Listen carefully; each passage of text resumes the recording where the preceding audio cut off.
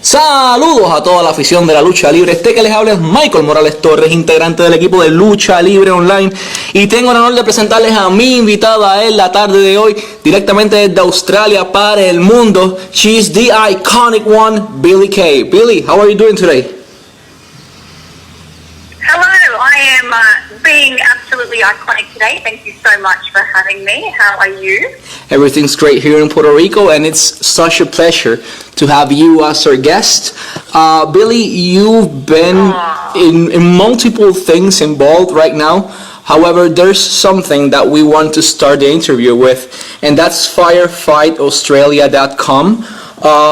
You, along with your life partner, Peyton Royce, decided to be part of this incredible initiative down there in Australia, where due to the bushfires, there's been a lot of tragedies.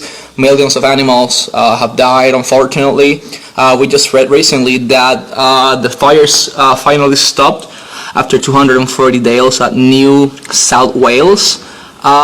First of all, how did all this happen? I mean, how did Billie Kay got involved in this incredible initiative? Well, thank you for bringing this up because it's such a special. It means a lot to Peyton and I. Coming from Australia, we are very patriotic. We love our home country. It's done a lot for us. So when we first heard the news, and not many people know this, but it was last September that these fires started all across Australia, but heavily in New South Wales and Victoria. So it was really devastating to see. And then as the months went on and the weather got a lot warmer, they just became absolutely devastating. They burnt millions of acres of bushland. Hundreds of thousands of animals were killed. People lost their lives and their homes. So it really affected Australia as a whole. So Peyton and I were monitoring it. We would put out videos on Twitter and Instagram and just really trying to bring attention to it because it was a cause near and dear to our hearts. And then the Firefight Australia concert happened, which was a couple of weeks ago, where they raised a ton of money just to help everyone affected by these horrible bushfires.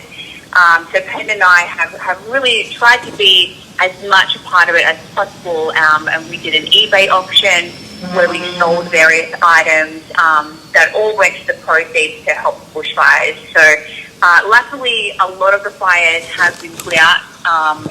Thank goodness we got some rain down in Australia, which really helped. But I mean, the devastation left behind is still very much there. So we're just trying to help Australia any way we can.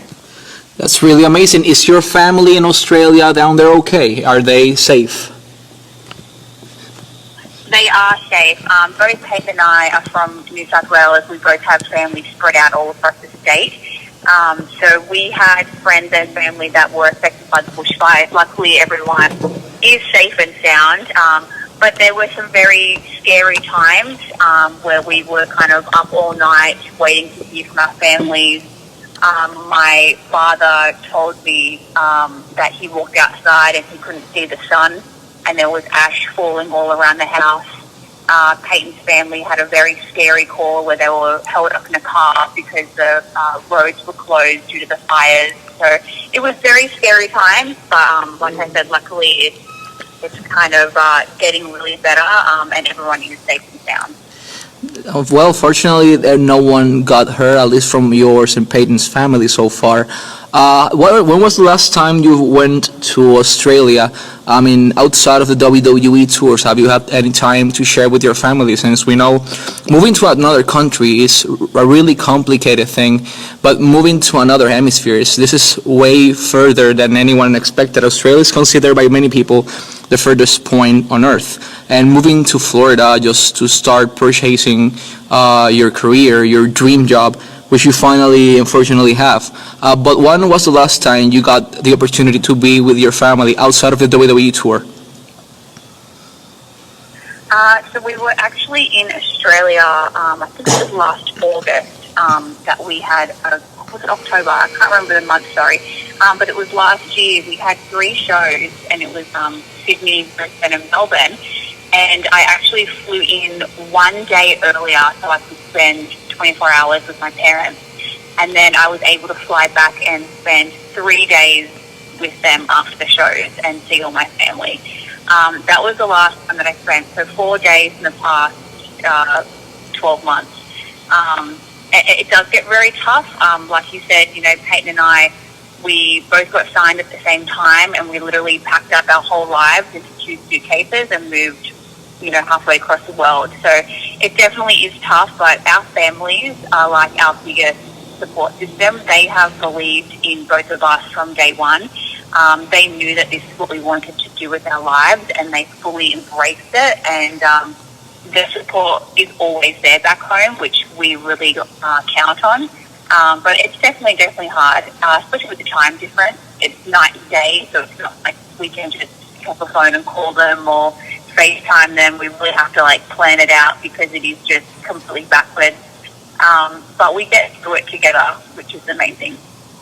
That's really great, and the support of your family is basically one of the principal things that help you went through all this huge change in your life and your career. And we just read a few maybe months ago, I think maybe weeks ago, that you achieved your 5-year life plan in less than 3 years. First of all, you guys achieved and won the WWE Women Tag Team Champion. So you helped pioneer that Women Tag Team division as you wanted to do it before. From that to meeting The Rock, as a person and as a human, how does this makes you feel, and how does your family feel about you achieving basically everything you wanted to achieve? It was. I kind of forgot that I had that 5-year plan until I was just going through my notes, and I happened to stumble across it. And as I was going through each thing that I had written down, each goal, I was able to tick it off every single step along the way. And I was like, oh my goodness, I've reached everything that I've wanted to accomplish in such a short time span. And to be honest, it all happened last year. It was last year was just absolutely incredible. 2019, I had everything ticked off. I was in the Royal Rumble. I was at WrestleMania. I was able to win the Women's Tag Team Championship with Peyton. I was able to meet The Rock, which was just an absolute dream of mine. I was able to perform at SummerSlam. Everything that I wanted to achieve was last year. So it was such an emotional year for me. And when I told my family that I met The Rock, there was a feeling that I was going to meet him because I knew he was going to be at that SmackDown. So I was ready. Everyone was on alert for me. I was texting everyone asking where he was. I was stalking him at the venue. And when it happened, all these cameras caught my reaction, and I just couldn't help but just start to cry. And it was such a special moment for me. I had tears rolling down my face, and he wiped them off my cheek, and I was like, oh my goodness, he just touched my face. It was just such a surreal and beautiful moment, because he's the reason why I got into wrestling and why I became so passionate about this, and it really gave my life purpose, I truly believe. So to meet him and for him to say such special things to me and to have this moment with me, my family and friends were just in awe of that moment because they knew that I had been working for that for so long. So the fact that happened towards the end of last year was kind of like the cherry on top to everything. It was kind of like I'd worked hard for every single moment, so the universe was kind of giving me that back as a you're welcome type thing. So that was incredible. And as I'm talking to you right now, I have a little mini shrine bookshelf of mine with all the iconic pictures and little memorabilia, and I'm looking at the photos of me and Dwayne, and it just makes me smile every time. Yeah, because that was your hero, and you had the opportunity to meet him. That's basically everyone's goal inside the pro wrestling industry, and the fact that you achieved it and the way everything went, it was just surreal. Speaking of surreal things, you already achieved the biggest goal you were aiming when you were in, since you were in NXT, that were the WWE Women's Tag Team Championships. However, I have a question for you. We saw that Lay Cool in the past used the freebird rule for a singles title. To me, that's always something that I've been saying. It's like I would love to see personally Peyton Royce and Billie Kay using that freebird rule, maybe to purchase and go after the SmackDown Women's Champion or the Raw Women's Champion. Is that something you have in your plans? I mean, that's always something that we have in the back of our minds. First and foremost, we want to win back the tag team championship. We definitely want to become the first ever two-time champions. That's like our number one goal. But we always will support each other no matter what. So if one of us wants to go for a singles championship, they 100% the other one will have their back no matter what. And if we could do that together and win it and kind of be the, modern day Lay Cool, I'm all for that. I mean, Lay Cool was an incredible tag team. We pull inspiration from them a lot. They were so entertaining and ruthless and just great performers. So, we really look up to Lay Cool and that would be really fun to do. But, yeah, we'll see what happens in the future. Perfect. Finally, but not least, what's next for Billie Kay? You already achieved everything you wanted to achieve. I mean, that was your 5-year term plan.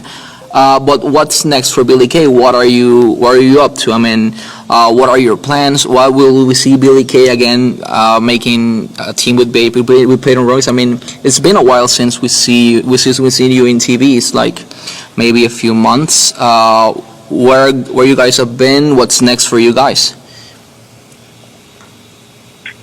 So we definitely have written out goals. I've written out more personal goals I want to achieve over the next 5 years. I'm not going to say what they are, just because they're just personal goals that I really want to work for without anyone knowing what they are. But look, Peyton and I we're ready to, just keep 2020 being iconic, so to speak. We've got some plans in the works, and we're just looking towards the future and to really putting ourselves out there. So yeah, a couple of surprises. Got to keep watching Raw, and you never know who you might see. Awesome. To all the fans out there that are listening to you right now, to all Latin America, the Spanish-speaking fans mostly, what advice can you give specifically to the young girls that are following Billie Kay as an inspiration and want to become a pro wrestler but doesn't have an idea of where to start? What advice can you give to them?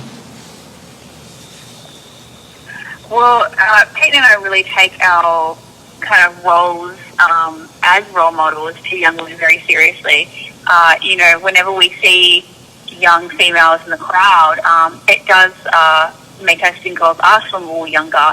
We were those fans sitting in the crowd wanting to one day be a part of WWE and be performers and be WWE superstars. So we love seeing young girls, and the advice that I'd have is first and foremost, you have to find a really good training school. I think that's the first thing that you really need to do. And I would work out a goal, start planning goals that you want to achieve, and it's going to take time and it's going to be hard.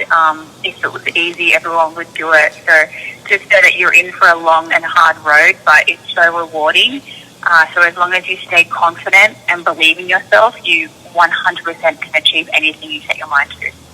That's incredible, Billie. It's been such an honor to have you as our guest, and the fact that you gave these young girls those inspirational words and those ways to start is simply amazing. Well, thank you so much for your time. Thank you so much for having me. It's a pleasure.